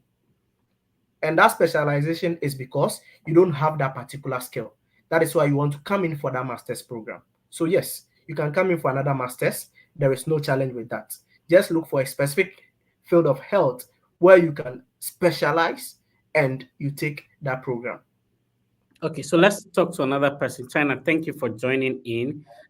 We are trying to take 2 questions per person. Let's talk to Joyce. Joyce, how are you doing? Joyce, and then we go to Coma. Joyce, kindly unmute yourself. Okay, Joyce cannot hear us, so we talk to Coma. Coma, how are you doing? Yeah, I'm good. Yeah, go ahead with your question, sir. Yeah, my question goes to Sly as this. Bro, please, I beg you. I'm also a diploma student. I graduated like 2019, and I've been teaching for 4 years now. Do I stand a chance of gaining like study permit if I should change my program? Like, apply for a different undergraduate, or maybe like a 1-year certificate just to get to Canada or something? I don't have a problem when people reach out to me that they want to change their programs. The question is, what is your motivation for changing the program? That is what is very, very important. For instance, I assisted a lady friend with an application. She has a diploma and a degree in education, but wants to came in actually for an international business management program. Why? She was simply passionate about business, and she owns a business in Ghana, a very huge one. So she wants to develop a business to an international level and employ more youth and become an international entrepreneur, and also take advantage of government industrialization drive program in some of the sectors. That is why she's coming in for the business program. So yes, you can virtually divert from the field you are to a different field. As I said earlier, your purpose or the reason for pursuing the program should be very strong. It should make sense. Your motivation for coming in for a program different from your field should be very, very solid. And with that, you can get your visa approved. So there is no problem at all. You can divert. Yeah. Okay. Secondly, you were talking about being admitted for undergraduates. Am I supposed to show a proof of funds for just 1 year, or is it supposed to be for the full 4 years program that I'm supposed to pursue? Okay. So if you are coming in for even 100 years program, according to Immigration, Refugee, and Citizenship Canada, that is IRCC, you are supposed to show a proof of fund for at least 1 year. So your 1 year tuition, your 1 year living expenses, your flight, your living expenses, you get a total cost. That is what you need. But the dynamics come in when you are using either a primary sponsorship or a third-party sponsorship.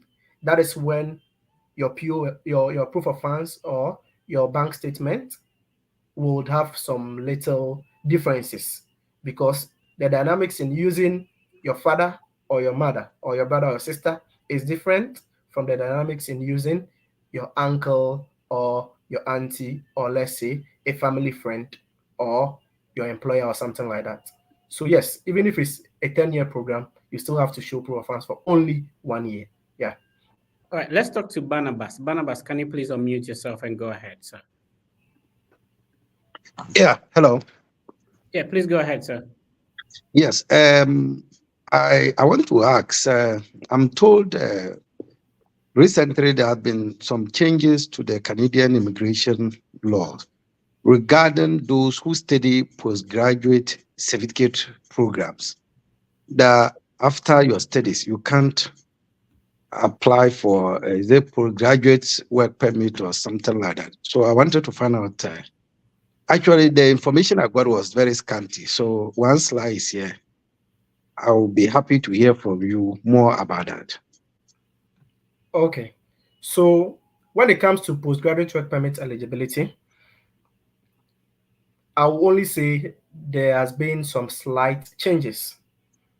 One, at first, when you come in and pursue a master's program of between 8 months to let's say 12 months, which is 1 year, you are given what?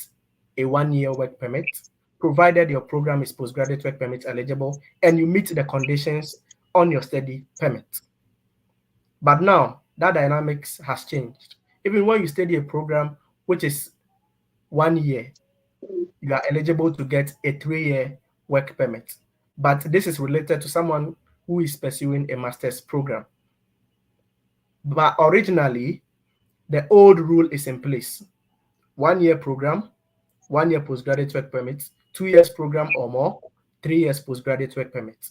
But now, there are colleges that we call the private public partnership colleges, whereby they are admitted into a private school.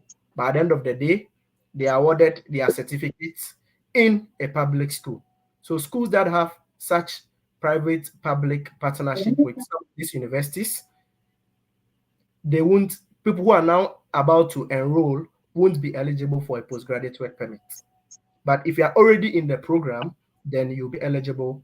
That is, if you have already enrolled, then you'll be eligible for either the 1 year or the 3 year, depending on your duration or the number of years that you've come in for the program. But originally, the old policy is still in place: 1 year program, 1 year work permit, then 2 years program or more, 3 years work permit.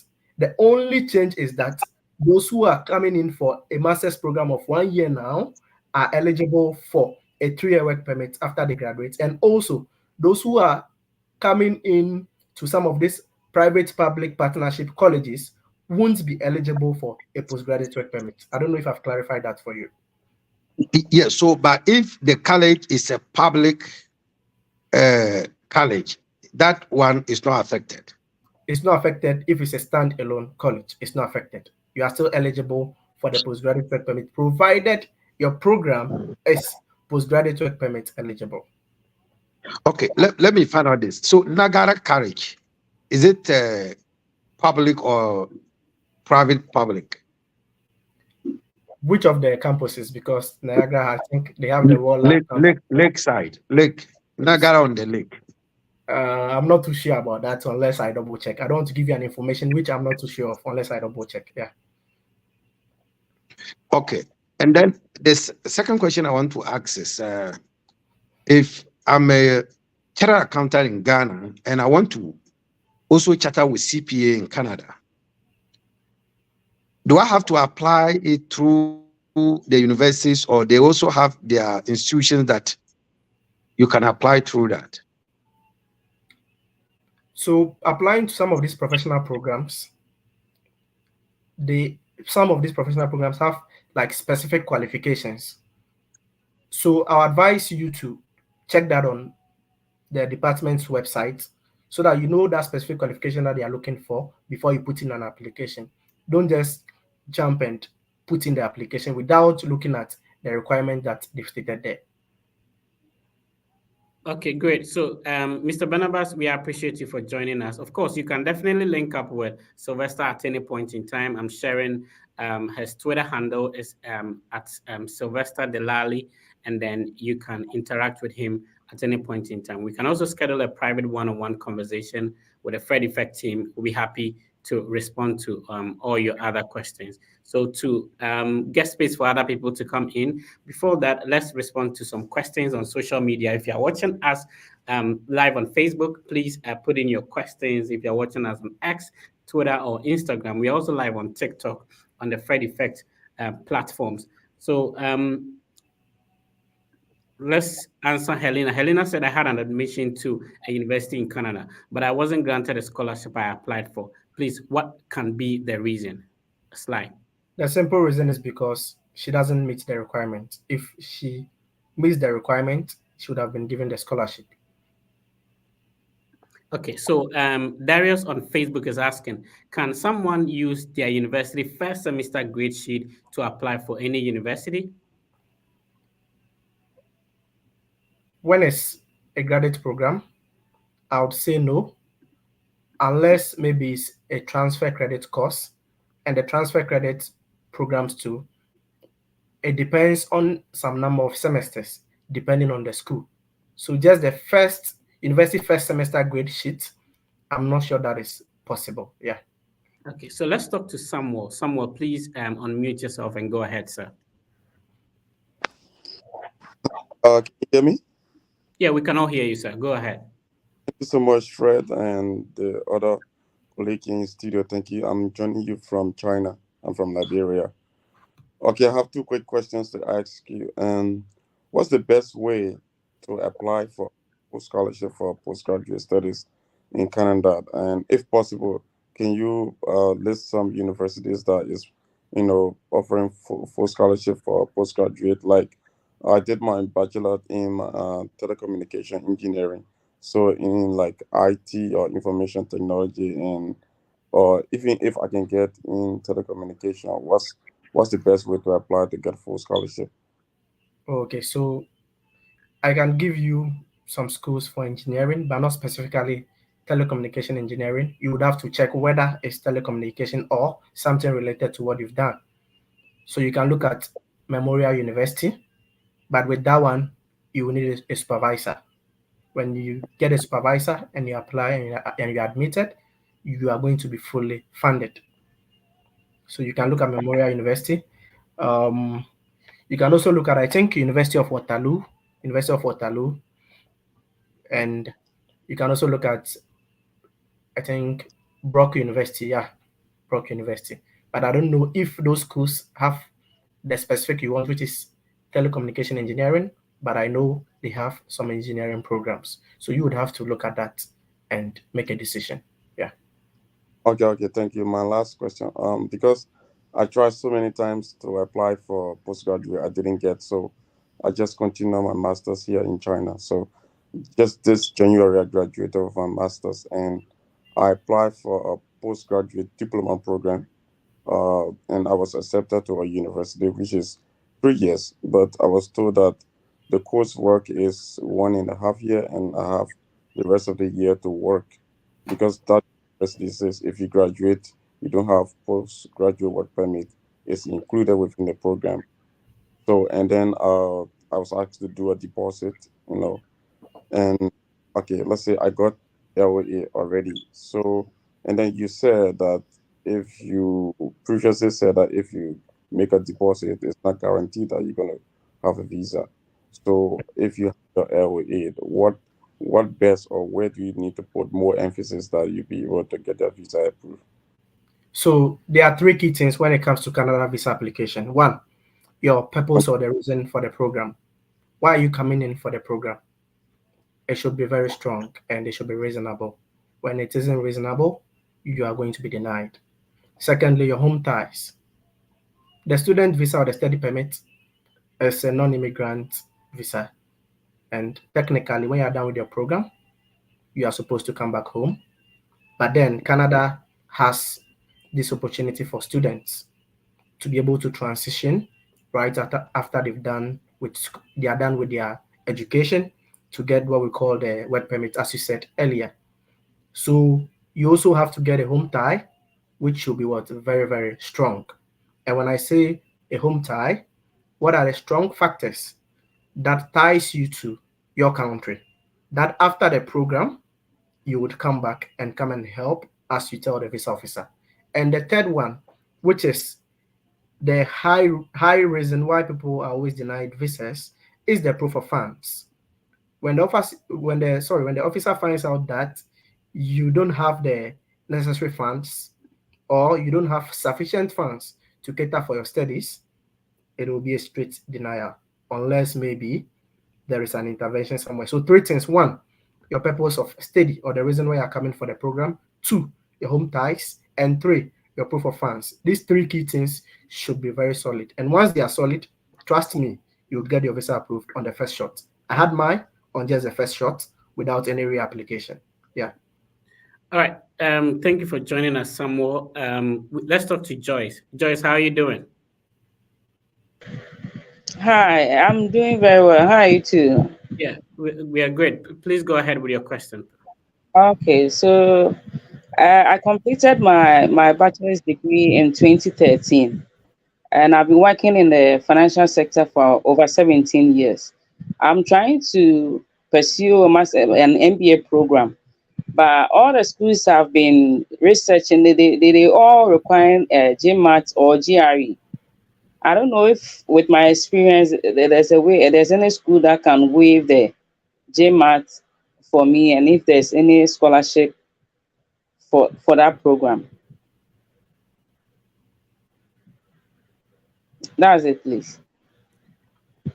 All right, go ahead, Delali. Can you? Okay. Looks like Delali is having a challenge with the connection. Let's see if he's able to bounce back. All right. So with this is how it works. It is true that most of the business related programs actually require GRE or GMAT. Now, this is the tactics you can use. One, you can decide to opt for what we call a dual master's degree, and this work mostly in the US. So if you apply for a dual master's program, then you can be given a scholarship even though you don't have the GRE or GMAT. Now, another criteria will be that you can look for a related program. So, with your background in MBA, you can actually look for public policy, public administration, economics, any of these fields that will get you into the system. Now, remember, if you're already in the system and you're switching to a different field, getting the scholarship is easier as compared to getting it from home. Okay. All right. Any Okay. other questions? That's it. Okay, let's talk to Nana. Nana, how are you doing? Please unmute yourself and go ahead. I lost Delali, so I'm hoping I'm you. doing well. Thank you.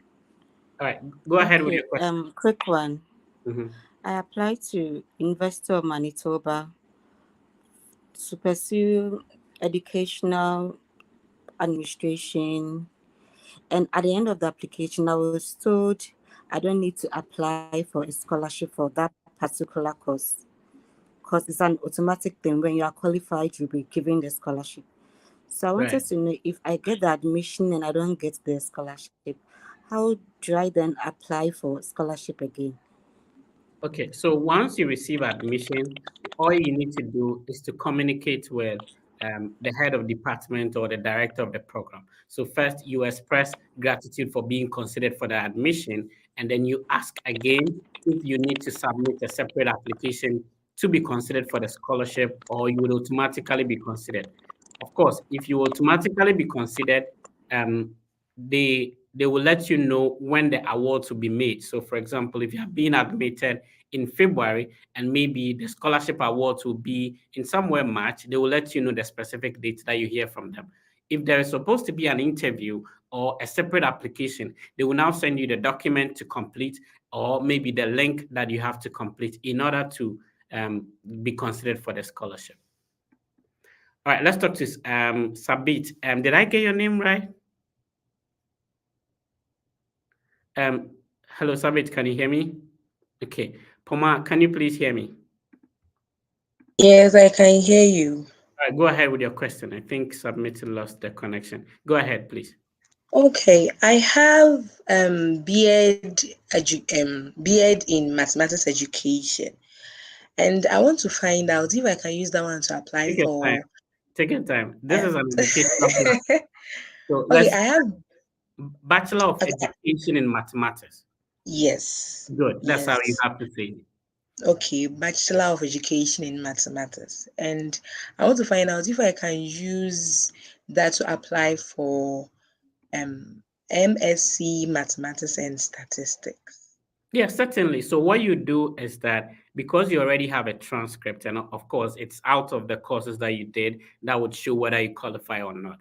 Before you submit your application, talk to the director of the program. When I say talk to you, send an email. So you keep the email simple. My name is Poma. I have this qualification. I'm interested in this program.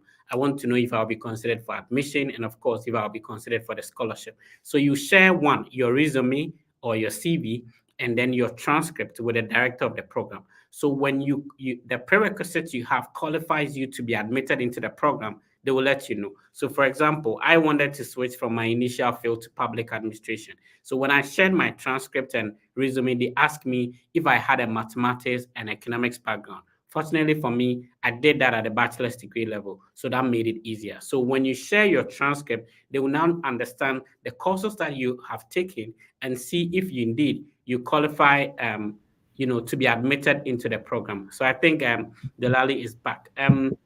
Omar, I don't know if I answered your question right. Yes, you answered, but I want to ask Delali. He said he had diploma in basic education, but he applied for a computer science program, and he was asked to write a statement of purpose.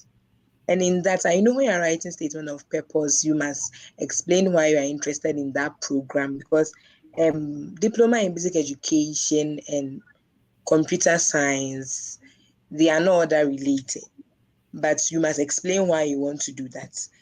And right now that I also have this education background, and the mathematics and statistics too is no more of education. What am I going to say?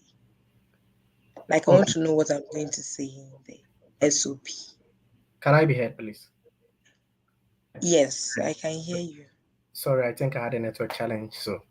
So I actually had a work experience related to ICT. As I said, I was teaching ICT back in Ghana. That is why I was able to apply. But studying abroad, especially undergraduate, is not something which is really, really tough when you're considering undergraduate. Even with University of New Brunswick, I didn't have to write any statement of purpose for undergraduates, just my diploma transcript, my WASI, the WAEC checker card when I was given the admission. So it was only Mount Allison University that requested for an SOP for the bachelor's in computer science, but other schools didn't request for that. So whatever you're interested in studying in, especially if it's undergraduate, you can get in, because most of the schools here don't even require the statement of intent. But if it's a master's, you would require the statement of intent. So I don't know if you want to come in for a master's or a bachelor's so that I can add more information. Yeah. So Poma, see, in your case, Hello. you're going in for a master's degree. And that's what I said, Yes. that you should rather link up with the director of the program, share your transcript, and ask if your courses that you've taken will qualify you into the program. Now, when it comes to writing a statement of purpose, notwithstanding whatever field you have, you can definitely create the bridge between what you are currently having versus, and with your case, is not even far related.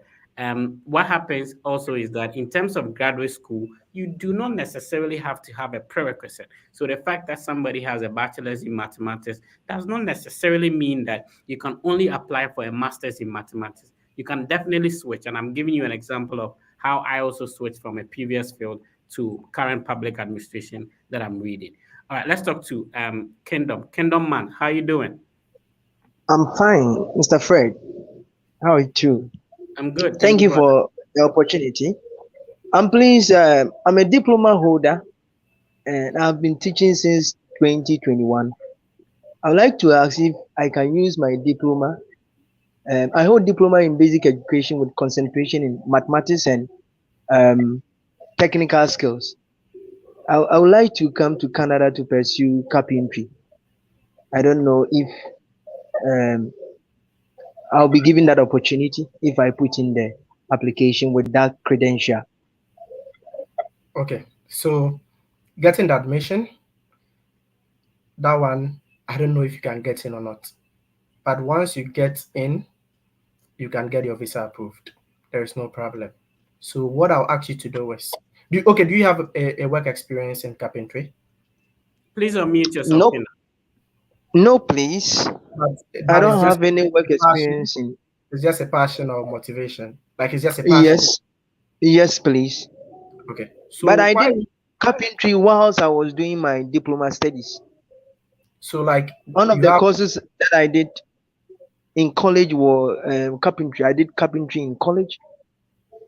Then that's great. You can just email the school and seek for. Tell them this is the qualification you hold.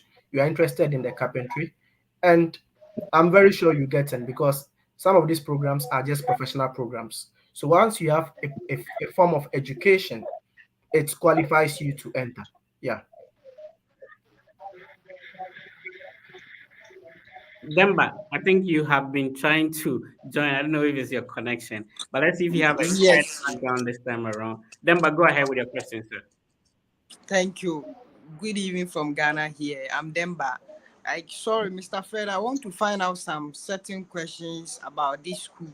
But due to my research that I have done, it seems like the cap that they are putting, there are some provinces with a high number of international students over there. So I'm targeting of I think Newfoundland or so for that and stuff. But it seems like the tuition deposit for international students, some are around 5,000 Canadian dollars, 4,000 Canadian dollars is extremely high. So can I get some schools that is offering maybe low teaching deposit, like maybe 1,000 Canadian dollars,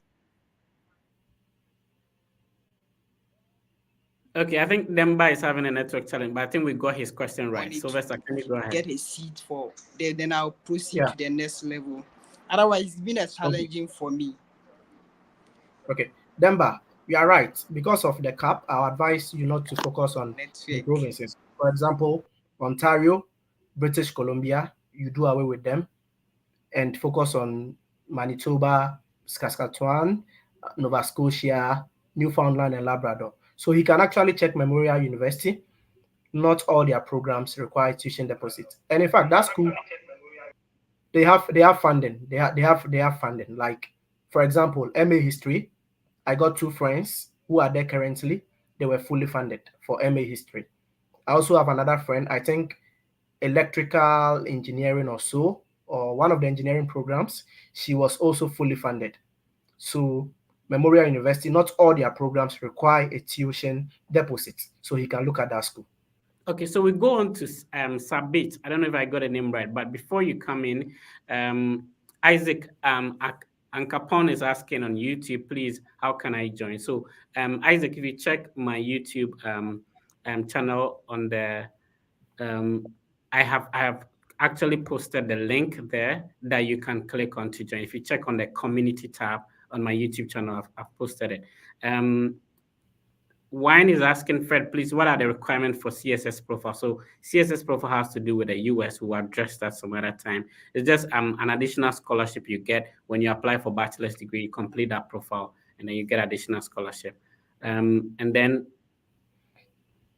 Charity is asking, please, good evening. Please, I want to apply for school. Help me. Charity, we can help you. We don't know what qualifications you have. If you make it clear, we'll see how we can help you. So at the moment, I've been saying that my team currently handles undergraduate applications for free for anybody with a diploma or a high school. You just have to schedule a private one-on-one conversation with the team, and then we'll be happy to assist you.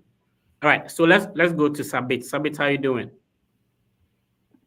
I don't know if I'm getting the name right. Sabit, can you please hear me? You have to unmute yourself, sir. Hello. Yeah, hello, Mr. Fred. I'm doing well. Yeah, go ahead, sir. Okay. Actually, I'm speaking from Ghana, and I have a diploma. I'm actually on a private conversation with you, though, but I wanted to clear this on air here. Actually, with my diploma and my degree, 2 years top up in nursing. I don't know if I have to get the recommendation letters from from the school, from the college, or I have to get it from the university that I attended.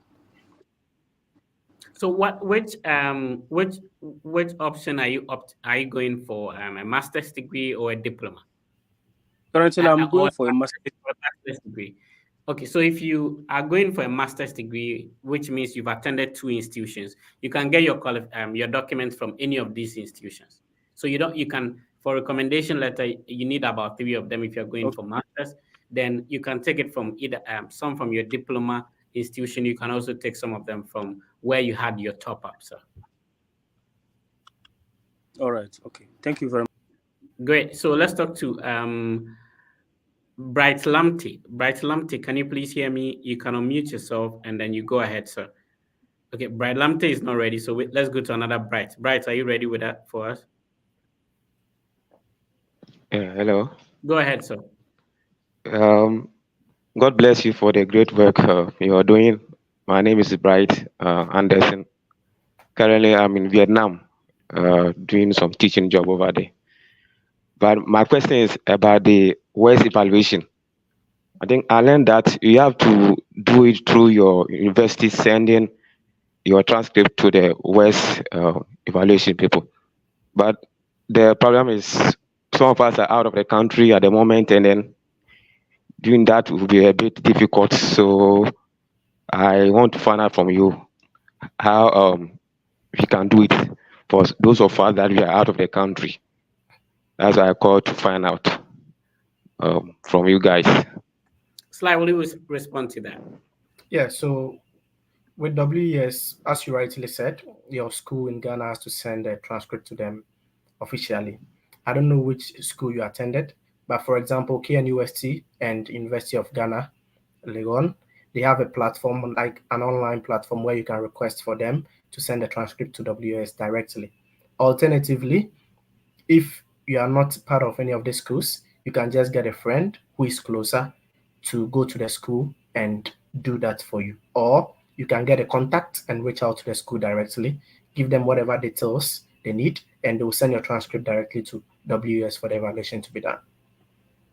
Okay, actually, I completed Legon, so maybe I'll check from their website and then see if. Please, do you know the specific place on their website that I can? Kindly follow me on X or Twitter, and Okay. just send me a DM. I'll share the link with you privately. Okay. All right. Thank you. Thank you very much. All right. Let's get to talk to another person, Bright Lamptey. Please unmute yourself. Go ahead, sir. Okay. I actually recently heard of you from a friend who recommended your ex handle to me. So I followed you recently, and then I saw your link to the video, which I decided to join and also learn a few things because I completed KMSC about I think 2022. And recently, I haven't really applied for any schools, but I think this year I decided to do that, and then I got to hear of your link, and then I joined. So I'm just here to learn a few things and then also pick up some information. So in the long run, if I have any questions, I think I'm going to ask. But currently, I have no questions. I'm just learning for now. Great. So it's good that you've started something. That's how we do it. Like you join such educational platforms, to listen and also to pick a lot of ideas that you can use to help. Great. So it's good that you joined Lamptey. Let's talk to Ella. Ella, how are you doing? I'm fine, thank you. Good evening. Good evening. Please go ahead with your question. Okay, so before I ask my question, please, Fred, I have sent you a lot of Instagram messages. I wanted to book a one-on-one session with you, and then I was finding difficulties. I texted you and I had no replies. I've texted you about 20 messages, Instagram, Facebook, and then on Twitter. So please, Mr. Delali. Let's clear that. So I receive a lot of messages. So I try my best to keep up with those messages that I receive. So another thing you can do is to schedule a private one-on-one conversation, and then we'll be happy to address your questions with that. Ella, go ahead with your question. Okay, so Mr. Delali, I have a diploma in public administration, and I want to study nursing in Canada. Is that possible? Like, Yeah. can I apply for that? Yeah, it's possible. So if the WASI results is good, I'll ask you to just. Okay, so I can use just my WASI results. I can't use my diploma results. Because there is no relation. Oh, okay. It might be a little bit difficult, but once the WASI is good, for example, That is Brandon University. Brandon University. I know about 3 friends who used the WASI directly and they got admitted into their pre-nursing program. So the pre-nursing is a program you do just for 1 year. After that, you transition into the main nursing program. Alternatively, you can also look at the University of Manitoba. They have a program which is called University One. The program is for 4 years, but for the first year, you would study programs related to the field in which you want to divert into. So if you are looking to do something related to nursing, you can also apply into that particular program, University One at the University of Manitoba, or directly to the pre-nursing program at Brandon University. Yeah. Okay, thank you very much. So, Mr. Fred, I was finding difficulties in booking the session. That's the main reason why I tested you on Instagram. Okay, so actually there is a phone number on the platform when you click on it. So if you have difficulties, there's actually a WhatsApp number you can reach out to. The payment could be done in another way if you are finding challenges with it, and then the link will be sent to you so that you can schedule a private one-on-one conversation, Ella. Okay. Right. Let's talk to John. John, how are you doing? John, please unmute yourself and go ahead. How are you doing? Hello, John. Okay. Good evening, Mr. Alfred. Yeah, John, I think you're having problems with your I've connection. done that. I've done that. Good evening, sir. Okay, so John is having a challenge with a connection. John, if you're able to fix that, then I can bring you on board. For now, let's talk to Nanaya. Nanaya, how are you doing?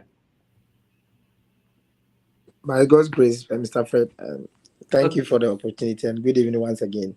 Okay, Nanaya, before you come Thank in, you. I've been following you and then Sly, I think for the past 2 years, and you have been doing great job. go ahead, sir. Go ahead, Nanaya. You're muted, so please unmute yourself and go ahead, Nanaya. Mr. Fred, please can I ask my question? Yeah, go ahead. You can. Nanaya, we can all hear you, so please go ahead, sir. Okay, thank you. Please, actually, I'm having a BEd. Thank you. Okay, thank you. Actually, I'm having BEd Information Technology, and I completed training college as well. I've taught for from 2015 to 2019 Maths and ICT at the JSS level, but now as an officer at the Education Office, ICT coordinator from 2019 till date, and I would like to pursue a master's in information technology in Canada. So I would like to ask if possibly MSc IT. So if Sly and Mr. Fred can help me with possible schools I can apply, and then if I should add my appointment letter as an ICT coordinator as well when applying. Thank you. Okay. So I advise you not to target an MSc, but rather target an MED, since what you did is not a BSc. Because most often when we want to get into the MSc, they'll require a BSc, something related to computing. But once you have something related to IT, which is BEd, I'll advise you to look at MED. So you can look at Hello, the school Mr. like, Fred. yeah. With Hello. my question, I don't know if you can hear me well. Yeah. Nanaya, we are responding to your question. You seem to have a bit of network issues, but we actually heard your question and Sly is addressing that. Sly, go ahead. Okay. So you can also look at something related to a graduate diploma or a postgraduate diploma, a graduate diploma or a graduate certificate. Yes, but don't target MSc directly. So if you ask for schools, for example, University of New Brunswick, they have a graduate diploma in cybersecurity. You can look at that program. If you have a very good GPA and a good SOP, you can get admission into that program. And the good news is you will not pay any deposit when you get into that program, and you don't need a supervisor. But for scholarships, I doubt if you are going to get some. You can also look at the University of Manitoba. They also have something related to, I think, IT. And with them, once you get admission and your GPA is, I think, 3.5 and above, you are going to get an entrance scholarship of 7,000 Canadian dollars. And the tuition is less than 15,000 Canadian dollars for 2 years. So you can look at those two schools.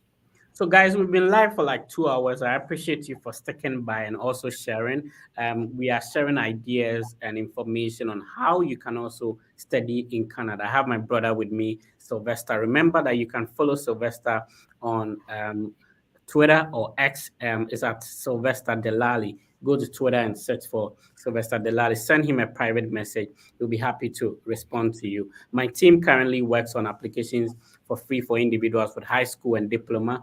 You just have to schedule a private one-on-one conversation, and then we'll be happy to help you. If you want to pursue a master's or a PhD, we have the mentorship program, which we get to meet 30 minutes every week to help you until your visa is approved. So pick a couple of questions. We've been live for like 2 hours, so we have to be bringing it to a close. I have exhausted slide today. So let's talk to Danny. Danny, how are you doing? Yeah, Fred, before Danny comes in, yeah. I'm actually sharing a Telegram link with you. Okay. If you're interested to study in Canada, it's called the Canadian Japa platform. We were on WhatsApp before we migrated to Telegram, and that's where we've been helping a lot of people to travel for free. So I'll share the link with you. You share with your followers, and they join so that we can interact there. Thank you. Sure. So I'll post it in the comments, and I'll also share it on the social media platform, so you can click on it and then you can interact with Sylvester there as well. Danny, go ahead with your question, sir. Hello, I'm Daniel in Italy. Right now, I'm doing my master's in transportation engineering, full scholarship. But after my master's, I want to move to Canada to do another master's. I want to ask if I can get a full scholarship there. Yeah, you can get a full scholarship, provided you dedicate your time and do more research and more reading. Mostly when it comes to funding in Canada, you have to get into a research or thesis-based program. That is where the funding is more. That doesn't mean that when your program is not thesis-based, you won't get funding. Maybe you can get something like an entrance scholarship. But when you want a fully funded program, which is a master's, you concentrate more on the research or thesis-based programs. And about 95% of schools in Canada will require you to secure a supervisor. So once you are in engineering, if I heard you right, yes, you can get a fully funded scholarship. Transportation engineering. Yes, you can get something. There's no problem with that. Yeah. Okay, thank you. You're welcome. Great. Thank you for joining, Danny. So we move on to Osu. Osu, please unmute yourself and go ahead, sir. Yeah. Osu, you're muted. You muted yourself again. Okay, go ahead, sir. Good evening, and thanks for the opportunity. In fact, I was inspired by you and then Nana Bafo TV, so I decided to give a try. It looked as if I'd wanted to pursue my master's, and the schools I targeted were all requiring GMAT and then a GRE. So I had an advice to try this postgraduate diploma course. Okay. So which I have applied to, I think, in University of Memorial, Newfoundland, which I'm waiting for. I'm waiting for my acceptance, or how to put it. So I want to find out, should I complete the program? Would I be able to do my master's straight ahead without the GMAT? That is one. And also, with the killer balloon going on the internet as to whether if someone who applies for a postgraduate diploma will be eligible for postgraduate work permit. Okay. So first of all, what program were you trying to get into, so that I'll give you some recommendations as well? Because I had a business background and working in a financial institution, So I don't want to sway from that background. So Okay, I'm so you don't. strictly into Okay, you don't have a business problem. related program. Okay, you don't have a problem. University of New Brunswick, I think St. John's campus, they are not strict on the GMAT. They are not strict on the Uh, GMAT. They have two campuses. So I think the St. John's campus, when you is a St. John's St. John's I applied, but they had the GMAT in there. That is why yes, I opted. they have it in there, but did you reach out to the program coordinator? I think I sent few emails, but I never got a response. So you'd have to keep on persisting, because I know two people who have gotten into that their business program without the GMAT. It has been way for them, but not the two campuses. I think St. John's campus also, they are not too strict on that. And I also believe they also consider maybe your work experience. Then also you can also look at Concordia University. They also have a graduate diploma in something related to business. The deposit is 250. You can look at them as well and apply to that particular school. Yeah. Okay. Yeah. The school again, the one you just mentioned. Concordia University. I think it's in Quebec. Yeah, Quebec, Montreal also. Yeah. Okay. All right. All Thank right, you so very much. let's talk to another person. Ohene Boatin, kindly go ahead, sir. All right, good evening to everyone. And Fred, I'll give you much thanks, and much of the thanks are going to the people that are sharing, because it's true that people that I got the link to join the group. So I appreciate those people that are sharing. Currently, I'm in Denmark doing an internship in an agricultural firm, and I was in UCC offering agriculture, and through that, I got an opportunity to do an internship here in Denmark. And basically, to be frank, I wasn't interested in the agriculture. So right now that I'm here, I wanted to ask if through it's about 1 year that I will be returning back to, like it's I'm left with 1 year on my contract that I will be studying here. So I was asking, is it advisable for me to like apply for a school maybe in Canada or in another country whilst I'm here? And is it going to be possible if I can do it here, like in Denmark here, whilst I'm not a Danish, or I am supposed to go back to Ghana and do it and apply for the school? So that's my question. If you have my question right. Okay. So for the school application, you can do it whilst you're in Denmark, provided you have the requirements that the school wants. And even if you Okay. are still in Denmark, you can submit your visa application from Denmark. There's no problem with that. But then you would have to have a very, very strong home ties and a legal status. If not, you are going to be denied based on the fact that you have a habitual residence in the country you are staying in currently. Yeah. Oh, okay. Thank you very much. You're welcome. Thank you for joining, Ohene, and thank you to everybody who actually shared. So we do this every Sunday at 17:30 GMT. We've been live for more than 2 hours, so we'll bring it to a close up. I have held Sylvester here for a very long time.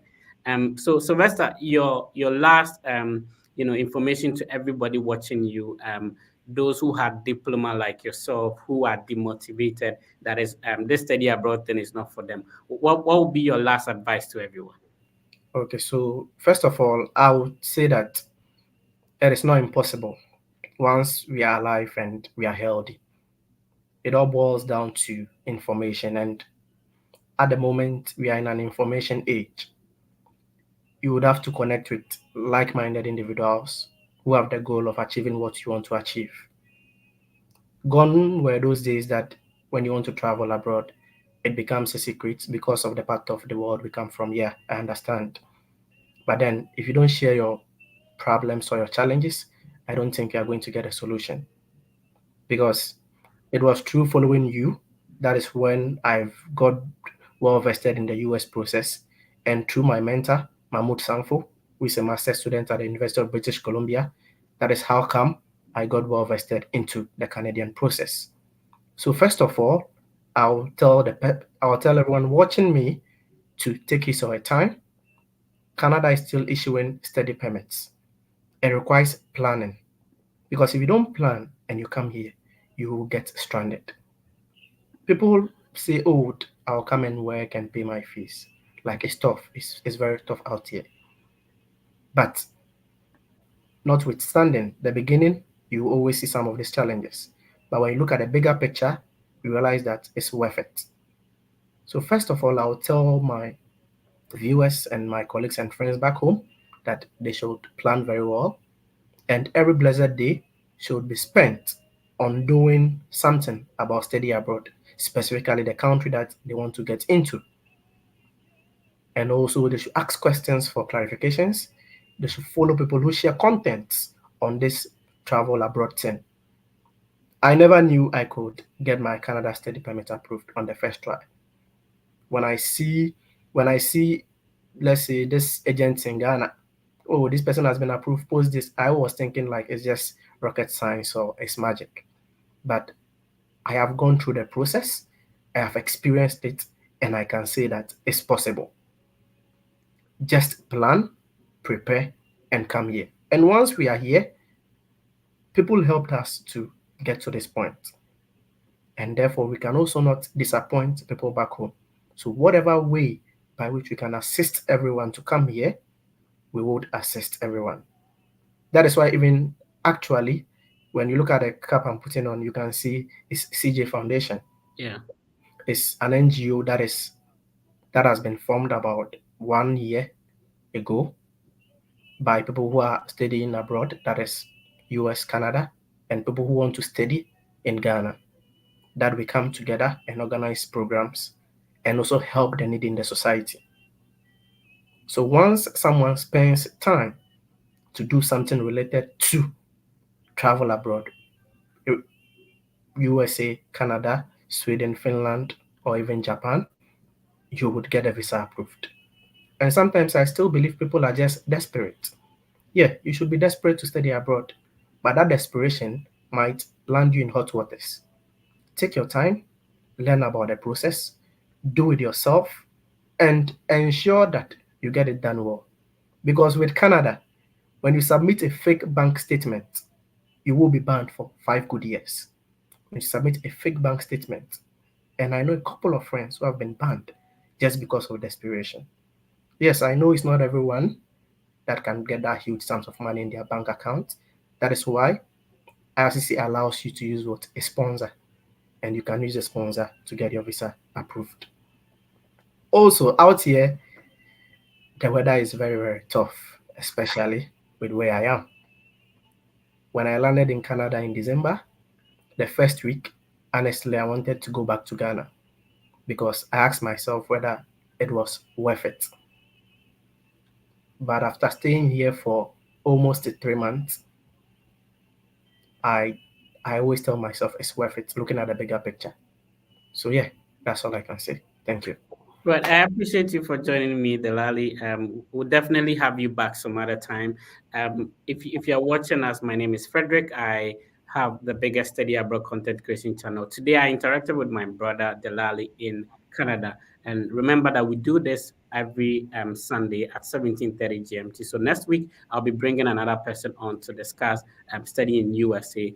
She actually had about $85,000 of scholarship without writing a GRE or GMAT, and there was no bank statement. So remember to join us next week as well. So we'll be going off live now, and remember that it is highly possible. Some of us have been able to do it. So can you. It is not rocket science. We are not more special than you. We are not more intelligent than you. I always say that there are some people who were our classmates. We just had to take advantage of some opportunities. So studying abroad is possible. You can do it. And if I were you, I would start asking about how to get my recommendation letters today. Studying abroad has changed the lives of some of us, and so can it happen to you. It has given us the opportunity to be where we are now, to have the jobs we are having, to have the courage we are having, to also motivate you to do this. It is highly possible you can do it. My name has always been Fred, and this is the Fred Effect. Join us next week. I'll talk to you next week to share more ideas with you, so you can also ask your questions. I'll be happy to respond to them. Remember, you can schedule a private one-on-one conversation if you have any questions that you want to discuss privately, and my team and I will be happy to assist you with that as well. My name is Fred. This has been the Fred Effect. I'll see you in another one.